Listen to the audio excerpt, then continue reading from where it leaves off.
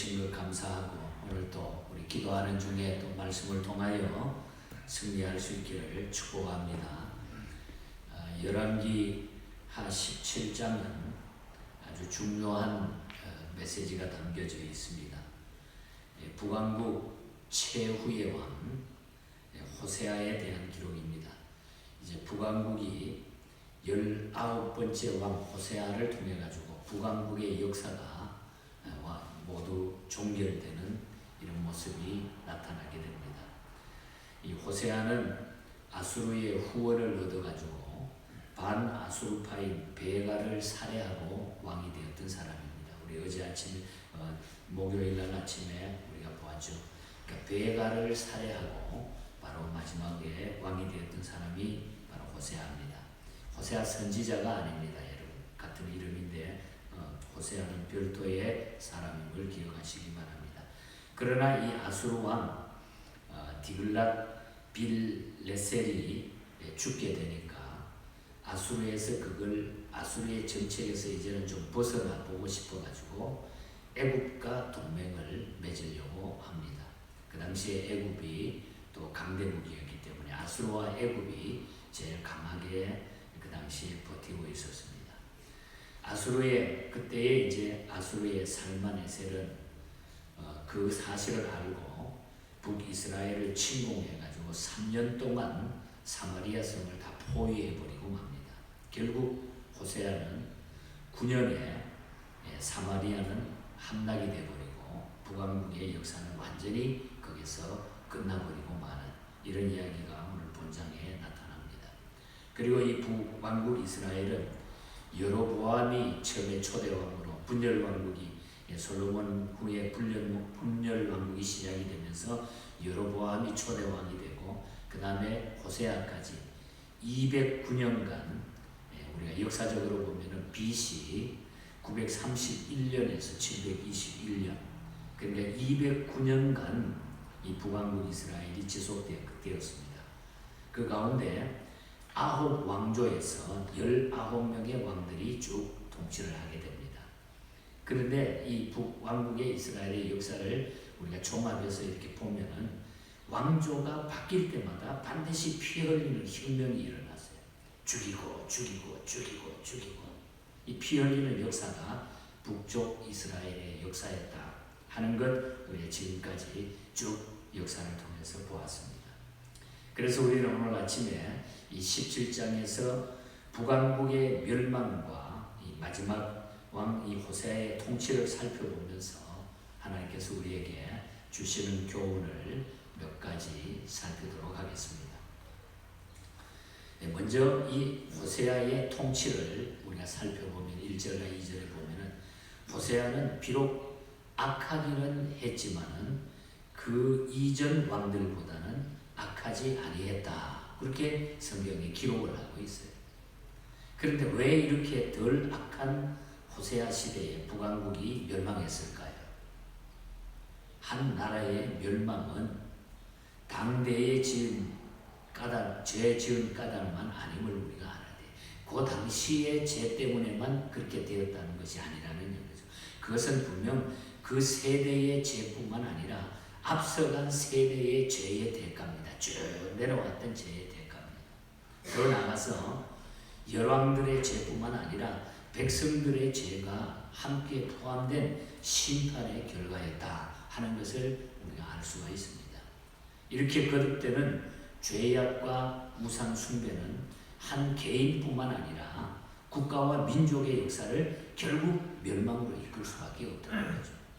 그러므로 즉각적인 하나님의 심판과 징벌이 임하지 않는다고 해가지고 죄악과 우상 숭배로부터 떠날 줄 모르는 자는 결국 마지막에는 큰 진노를 쌓아가고 있다고 하는 것을 우리가 잊지 말아야 돼. 나는 뭐 이렇게 살았는데 뭐 괜찮더라. 아무렇게 해도 괜찮더라. 그게 쌓이고 쌓여서 결국은 마지막에는 하나님께서 치신다는 거죠. 그러니까 잘못 살아가면은 언젠가는 징벌이 임하게 되어 있습니다. 세상에 우연은 없어요. 우리 하나님이 사랑하는 자는 반드시 하나님께서 하나님의 백성들에게는 잘못된 거 있으면, 잘못 살아가면 그걸 고치기 위해서 반드시 그걸 막아주시는 거예요. 그래서 세상에 일어나는, 주변에 내 자신에게 일어나는 일은 우연한 일은 하나도 없는 것입니다. 그래서 우리가 지금 괜찮지, 뭐 이렇게 해도 괜찮더라, 이게 아닙니다. 하나님의 심판이 있고 하나님의 뜻이 모든 것에 있다고 하는 것. 그래서 우리가 이 말씀에 주시는 교훈을 깊이 우리가 새기고 언제나 그냥 꾸준하게 주님의 뜻을 따르기 위해서 그저 또 잘못해서 빨리 회개하고 하나님께 돌아오는 게 최고로 우리가 복된 삶이라는 거죠. 그리고 파멸은 점차적으로 다가왔다는 거예요. 뭐 갑자기 막 이렇게 파멸이 된 게 아니라 점점점 다가왔다는 거죠. 3절 말씀을 우리가 봤을 때 그들은 나라가 망하기 전에 어떻게 됩니까? 아수르의 속국이 됩니다. 그 비참한 거예요. 남의 나라의 속국이 된다고 하는 것은 비참한. 우리나라도 일제 36년간 붙잡혀가지고 고생을 했는데 우리 조상들이 그 보통 일이 아니잖아요. 그러니까 지금까지도 일본과의 관계가 좋을 수가 없잖아요. 속국으로. 그러니까 아수르의 속국으로 만들었어요. 반아수르주의자였던 베라를 살해해버리고 친아수르자였던 호세아는 친아수르 정책을 펴가지고 9년 동안 정권을 겨우 유지하다가 아수르 왕 디글랏 빌르셀이 죽은 후에는 이제 저 사람 무서운 사람 죽었으니까 이제 애굽에 붙자. 이래서 애굽 정책을 쓰는 것이 유리할 것 같아가지고 친애굽 경향으로 흐르게 되었습니다. 이때 아수르 왕 디글랏 빌레셀이 뒤를 이은 그 빌레셀의 뒤를 이은 살만 에셀이 가만히 있겠습니까? 그래서 이 사마리아를 공격해가지고 그냥 완전히 무너뜨리는 거죠. 이때에 애굽 왕에게 이 호세아가 도움을 받기 위해서 사자를 보냈지만은 당시에 애굽은 원병을 보내가지고 아수르하고 싸울 처지가 못 되었기 때문에 결국 아수르에 의해 가지고 이 북왕국은 망하게 됐던 것입니다. 여러분, 우리가 하나님을 의지하지 않고 사람을 의지하고 세상적인 방법으로 문제를 해결하려고 하는 자는 결국 자기 올무에 빠져가지고 멸망을 자초하고 만다고 하는 사실을 명심해야 됩니다.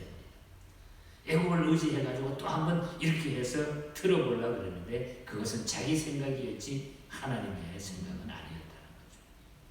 세상의 권세와 재물은 유한해도 창조주 하나님께서는 영원하시기 때문에 아무리 우리가 어려운 처지에 있다 하더라도 끝까지 하나님을 의지하고 그렇게 살아가야 된다는 거예요. 그래서 그렇게 살 때 개인의 장래와 민족의 미래가 있는 것입니다. 하나님께 다 맡기고 그것이 참으로 지혜롭고 복된 방법이라고 하는 것. 그래서 우리가 세상을, 애국은 세상이죠. 세상을 의지하지 말아야 돼요. 세상을 의지하다가 결국은 그거 피해가지고 가려고 했지만은 결국 그것 때문에 오히려 역효과를 가져오고 이 호세아 9년 만에 북왕국 이스라엘의 역사가 마무리되어 버린다는 거죠.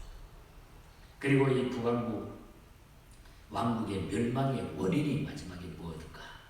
이 멸망의 원인이 어디에 있었는가?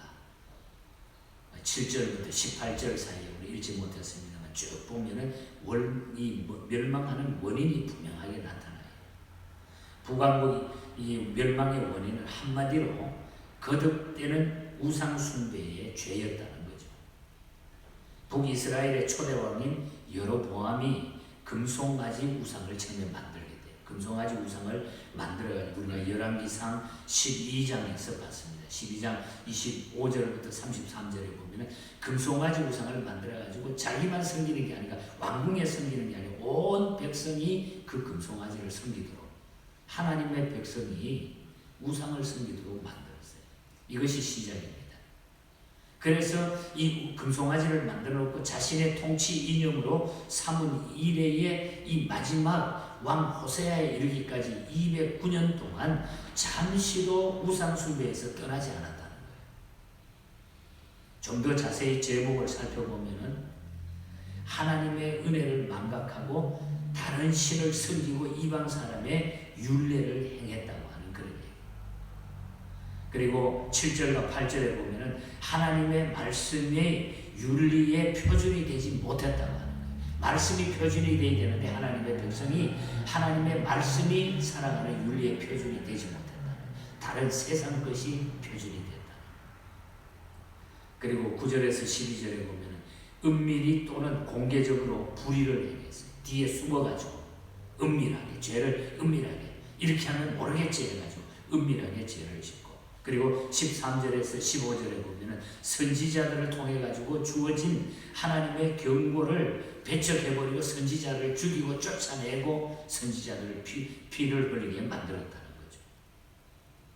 선지자를 통해서 회개를 촉구했는데 그 회개를 받아들이지 않고 듣지 않았다. 하나님께서 가장 가증히 여기시는 죄악들을 즐겨 행했다. 16절과 18절에 하나님이 가장 가증히 여기는 죄, 우상 숭배, 이 죄악들을 즐겁게 행했다. 하나님이 가장 싫어하는 것을 가증히 즐겁게 행했다. 이게 문제가 됐다는 거예요. 그래서 이 북이스라엘 왕국은 멸망하고 이제 이후에 포로로 잡혀가지고 엄청난 고생 끝에 나중에 회복이 되는 거죠. 이와 같은 사실을 통해서 이스라엘의 죄악이 얼마나 극심했는가를 보면서 그럼에도 불구하고 200년이 넘도록 오래 참으신 하나님의 자비와 긍휼을 우리가 살펴볼 수가 있는 거죠. 그래서 우리가 결국은 하나님은 기다려주시고 돌아오기를 원한다는 거예요. 그러니까 하나님께 돌아오기를 바란다는 거예요. 하나님의 약속을 믿고 하나님께로 우리는 돌아와야 사는 거예요. 그리고 24절부터 오늘 본장의 마지막 41절까지는 본장이 좀 긴 편인데 보면은 거기에 보면은 이제 북왕국을 멸망시킨 아수르가 행했던 일이잖아요.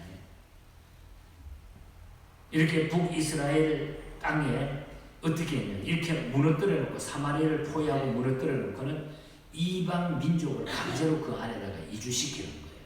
같이 막 섞여서 살도록 이스라엘 백성이 있는 곳에 이방인들을 막 집어 넣어가지고, 그래서 거기에서 이제 이 혼혈 거기서 막 서로 결혼하게 되고 세월이 가면 자녀들이 결혼하고 이스라엘 백성과 하나님의 백성과 세상이 혼혈이 되어버려요. 혼합주의가 나타난다. 그래서 그런 종족을 형성해가지고 아수르에 대항하는 독립운동을 근절하기 위한 정책을 이 아수르가 쓴 거예요. 그러니까 거기에 곧 이 하나님의 백성들이 섞여가지고 이방의 혼합주의를 받아들이게 됐다. 이거는 곧 혼합주의 신앙인데 이방신과 하나님 이것을 섞어버렸다는 거죠. 혼합주의는 무너지게 됩니다.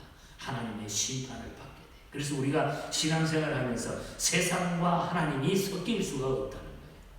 이 혼합주의 사상을 우리가 벗어야 돼요. 그래서 이 이스라엘이라는 남유다라 보면은 이 산당을 버리지 않고 이 산당 신앙, 다시 말하면 개인주의, 나 중심의 신앙 때문에 하나님 중심의 신앙이 약해졌다는 거예요. 그래서 하나님 중심으로 우리는 혼합주의 사상을 던져야 돼요. 우리는 하나님 편에 서야 되지 섞이면 안 된다는 거죠. 그래서 우리는 하나님의 은혜, 진정한 기쁨과 평안, 우리의 삶 속에 진정한 평안과 기쁨은 주 안에서 얻어지는 것입니다. 주님 떠나서는, 주님 밖에서는 있을 수가 없어요. 그래서 우리가 이 혼합주의 사상 때문에 늘 우리는 고민 속에 괴로워하면서 살게 된다. 그래서 이걸 떨고 버리고 우리는 하나님 앞에 서야 됩니다. 핍박 때문에 혼합주의가 나타납니다. 또한 어려운 환경 때문에 혼합주의가 되는 거예요. 가역주의가 되어버려요. 우리가 방금 십자가를 내가지고 하는 찬양을 같이 했습니다만, 내가 핍박당할 때에 주의 품에 안기고 세상 고초 당할수록 많은 위로 받겠네.